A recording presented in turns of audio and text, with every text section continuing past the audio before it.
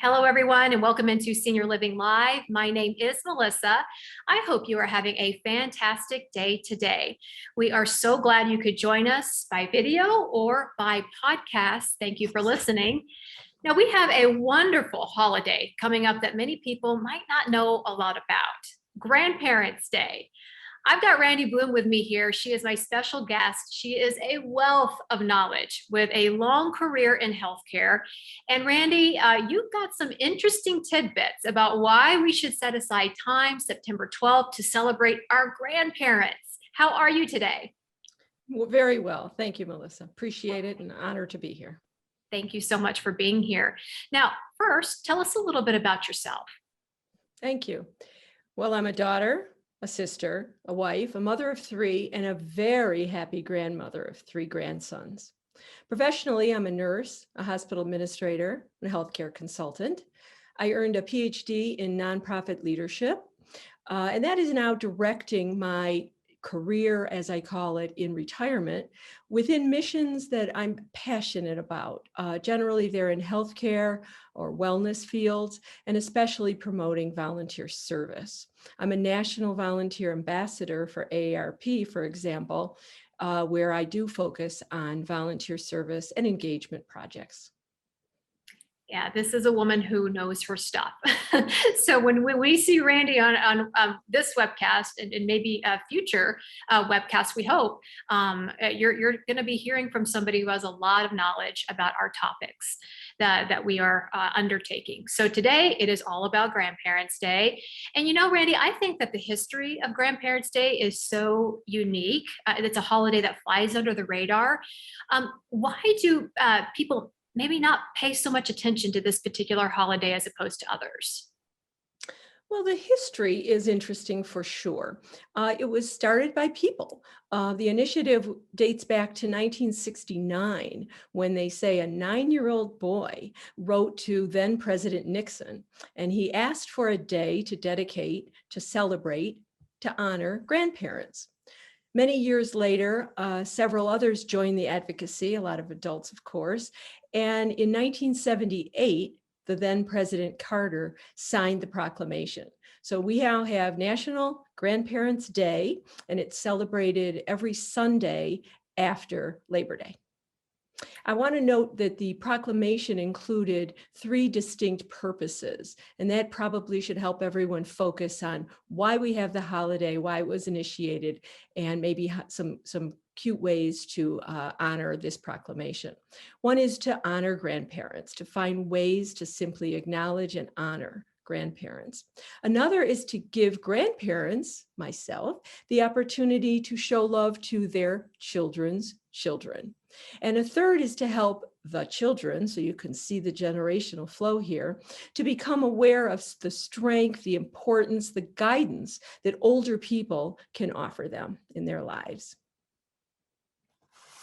So as we mentioned, the history is fantastic. And we have Valentine's Day, we have Halloween. People are already putting up Halloween decorations. We recently had National Senior Citizens Day, and that was another holiday that seems to also fly under the radar. Why is it, Randee, that this one doesn't get a lot of attention? Well, I would say probably because it's not promoted in some of the traditional ways of holidays, which are do this, buy that, give that. It's not intended, first of all, for just living grandparents to celebrate. It's for all the people that are in our memories that are either grandparents or people that were connected to us that might have been our past mentors, supporters, people who've guided us in our lives. As a granddaughter, I can share that I benefited greatly from having loving and attentive grandparents, and they certainly were worthy of this honor. Now, as a grandmother, I want to recognize the importance of the shining light of my grandchildren's lives, the gift that they certainly give to my life. As a child, I would like to suggest that there's an opportunity to show the firm link on the family tree that holds the different branches, of course, symbolically for the child, the strength and the value of their individual family tree, this bond that they uniquely hold in their lives. I do think it's kind of interesting to suggest we look at one of the chief advocates, Marie or Marion McQuaid. She envisioned a celebration that wasn't just for grandparents, but for this connection with grandparents. It's most evident, I think, in one clever way. When we think of some of those holidays you mentioned, such as Mother's Day and Father's Day, we think of it with an apostrophe S, because that's possessive. That means the mother, the father, my mother, etc. Well, Grandparents' Day is plural, no apostrophe. And I think that helps us remember it's for all people. We don't see the link to a specific action, a specific gift, but rather ideas to celebrate together. Yeah, and that brings us to our tips section, which we always enjoy so much. So get your pen and paper out, everybody, and take down these notes. Now, we thought you wrote a terrific article for AARP about this subject, and you gave some really good tips how to celebrate that holiday. We can lead people and direct them coming up in just a little bit to that particular link. But can you give our viewers a few ideas to what they could do to help make September 12th memorable for their loved ones? Yes, thank you. The first, I think, and most important is simply to think of it as a family day. Try to organize some gathering. It can be, of course, in person, or now, because of the challenges we have for our own health, maybe virtual, but ways to gather together. That's the core tenet of the holidays design, finding ways to be together, including multi-generational family members. I also like to suggest planting a tree, but not the kind that needs water. Think of your family tree. Think of how we could creatively work with all members, multi-generational, encourage the children, drawing the family tree, and then filling it in, not all in one day, but working to fill it in. Pictures, treasured names, nicknames we have for our parents and grandparents, maybe favorite memories. So I think that's a simple and project that many people can undertake. Another, a little more in depth, might be to begin to document family history. There are shared stories that we either talk about frequently, laugh about, but don't always collect and really try to preserve. Particularly if we have the members who were present or who reflect in funny expressions and funny, cherished ways that individual history. Ask them to participate in a collection of these messages, hopefully even video, so you get to see the expressions, you get to see the individual, how touched they are by recalling these family memories. I want to even think about recording them. And that brings me to mention something called Heirloom video books. This is one tool that takes just a few minutes from your computer or your smartphone, and you can instantly send them to this company, which produces a physical book and is sent to the family or member recipient in a distinguished way to hold and treasure and view and listen to for generations. Let me please share with the viewers that this idea actually began last year during the challenges we all were going through initially with COVID. My adult children were increasingly worried about my mother, their then 92-year-old grandmother. She very dear to them, very involved in their lives, but her only means of communication while living in her secure, yet lonely and increasingly lonely senior apartment was by telephone. She's simply not tech savvy. So they couldn't visit her, COVID reasons. They couldn't then send her videos of these beautiful grandchildren growing. So they were desperate to do that. So they researched a little and they literally created this company. And they are now able to share these videos through the app and the website with no technology needed by the recipient. My mother literally opens the box from the mailbox, opens the video book, and she is watching the video of these beautiful great-grandsons. So I share that with you as a suggestion. I'm very proud of it. I focus on how they've developed it and their efforts as my own children, but I support and invest in their work, finding the rewards first in my mother and then in so many others. Yeah, and as we could see the video, it is such a cool product. And I mean, you're so hitting the nail on the head. We had just millions of seniors who just with a flick of a switch, it almost felt like with COVID, just sort of felt, they didn't have any reach to the outside world. They felt very shut in. And what a great way for your children to help their grandmother. And as we sit here talking about Grandparents' Day, walking the walk, right? I Right. love that the whole full circle so much. Being able to offer something to their own grandmother, and at the same time opening up a new world to seniors, not just in the country here, but around the world. So Right. thank you so much for sharing that. Yeah. Thank you. A couple other maybe simple ideas on how to celebrate the holiday.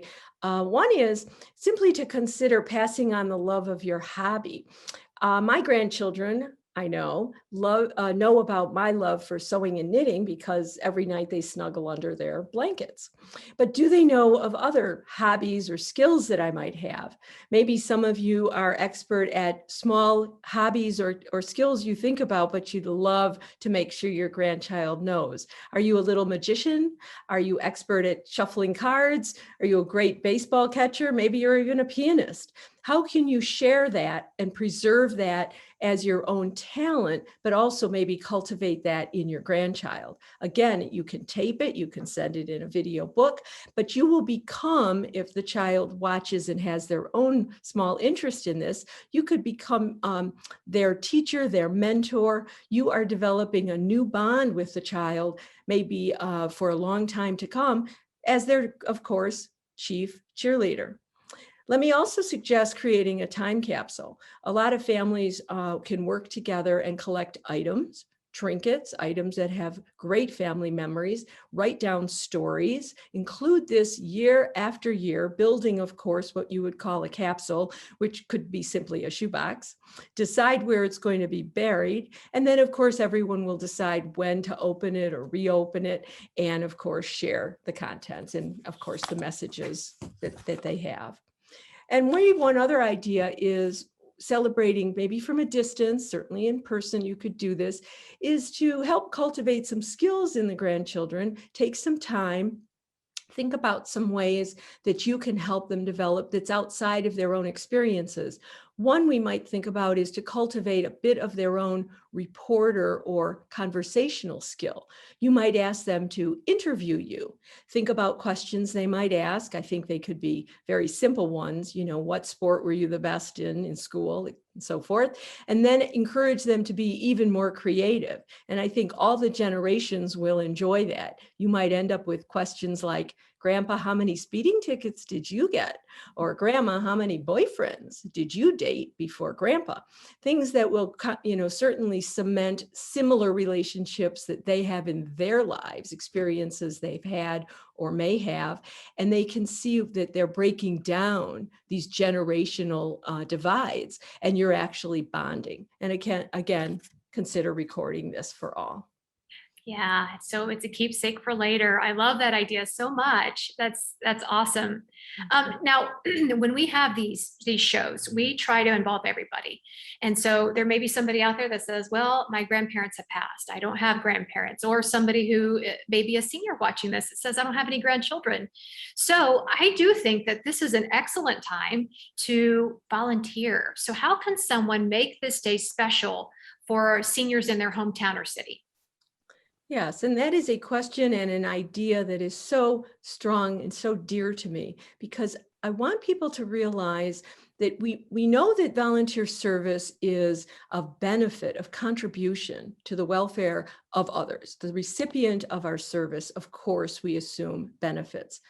But please consider that you benefit. The doer is benefiting by doing the volunteer service. There is some science behind this. There is a lot of knowledge known to volunteers being stronger, healthier, happier, because they actually are doing these efforts. So think about that right there for yourself, and then about contributing to the children and grandchildren's lives by emphasizing volunteer service. When you begin to explore opportunities, of course, you can look very local. Local agencies offer some opportunities. You have to think of your physical limitations, of course, shared interests. Maybe you're going to do it virtually. Maybe you're be able to do it safely in person. person, but look for those opportunities in very local communities. They may be with people who are grandparents, and you can help them share the holiday, basically transcending yourself and your family into others' lives.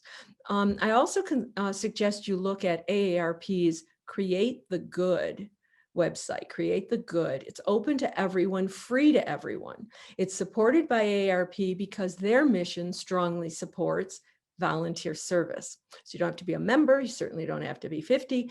We want people to go to the site and find opportunities. A lot of them are virtual. A lot of them are local, and they're identified by zip code, and they're identified by topic. If you want to help animals, you want to help nature, and so forth. And then there's a large section which you could explore for do-it-yourself. So you might want to create your own in your neighborhood, on your block, in your school, in your work with the grandchildren. And there's a lot of tips on what materials, what ideas you might get from do-it-yourself projects. Excellent. Yeah. So many great tidbits so far in this interview. And, you know, we go back to something we mentioned earlier in the interview, and that is your blog about this topic and perhaps many others with AARP. How can somebody check out that specific blog on this topic? Right. So I encourage you to visit sendheirloom.com because there is a blog section, and we do look for experts to write about topics for seniors. This one, of course, to celebrate the holiday, but several others about information, but they're very approachable. They're very usable tips and suggestions, how to bond with the children, how to create a safer environment for yourself, many things of that nature. Excellent. And one more time, the Create the Good, what is that website? Yes, create the good, one word, .org. And that is sponsored by AARP. Don't have to, again, be a member or any association. Just want you to find volunteer opportunities that match with your interests and your abilities, and keep fundamentally in mind that it's good for the recipient and it's very good for you. Awesome. This is all about Grandparents' Day, and this year it falls on September 12th. Randee, we thank you so much for sharing all of your knowledge with us here today. It has been an honor. I sincerely am glad that we can promote both the holiday, many of these actions year-round, and certainly understand the relationships that we treasure, whether they're natural grandparents on that family tree or they're mentors in our lives. Thanks. Yeah, I love it so much. Thank you. Now, if you, as the listener, or if you're watching via video, have enjoyed this video with Randee, I encourage you to head over to some of the places that we talked about in this interview, sendheirloom.com. You can go there. Please also feel free to check out createthegood.org. And of course, last but not least, we encourage you to head on over to www.seniorlivinglive.com. There we've got all of our content that is available 24 hours a day, 7 days a week, all about senior living. We appreciate you watching Senior Living Live. Have a great day, everybody.